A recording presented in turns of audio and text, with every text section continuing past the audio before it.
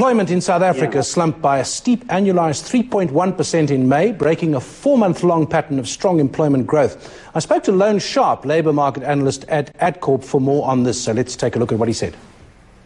There are ones underneath these numbers. We're noticing that permanent retrenchments have picked up. That's retrenchments of permanent workers. Also, permanent workers who leave are not being replaced in organizations. And also, permanent workers are being replaced with temporary workers.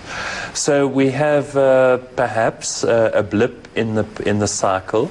But I think, given how generalized the decline has been in all sectors, all contract types, all occupations, it's probably some indication of the state of the economy. Just to give you an example, in our permanent recruitment businesses, we reached a peak in about February this year, and since then we've been about 18% down on permanent recruitment. So it really has been a significant decline over the last month, and we will see next month whether it continues. The sectors: transport 12% down, mining 12% down, agency work 9%, domestic 8%. What's significant about those? Well, at first, since the recession, the economic rebound and the employment rebound was focused in the consumer sectors, and basically retail and wholesale trade, logistics, and also local manufacturing, supporting the consumer sectors. And what we've noticed lately is that those sectors have deteriorated. So the domestic economic upswing after the recession has moderated dramatically.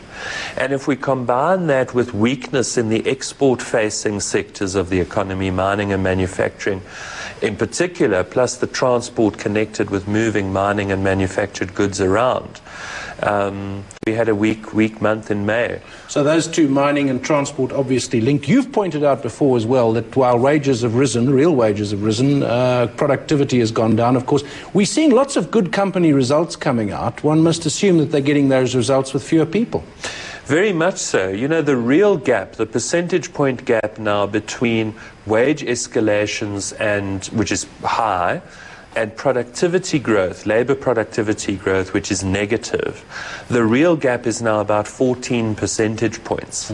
So companies can shave 14% of their costs, or add 14% to their net income, just by firing their unproductive workers, which is in fact what they have been doing systematically for the last 20 years. And they've been rewarded for doing so. Temporary jobs now 30% of the national workforce. That's quite a, I mean, I know you've talked about this before, but that's a big number. It is big. Years ago, 1 in 12 workers was temporary. Today, 1 in 3 workers is temporary. And there are many reasons for that growth. I think one of the most important reasons lately, and ironically, is legislation intended to tighten up temporary work. I think that legislation has been so long in coming. There's so much uncertainty around what it will look like. Government says there's 90% agreement at NEDLAC, but in private we can say that the parties have never been so divergent. That was Loane Sharp, labour market analyst at Adcorp.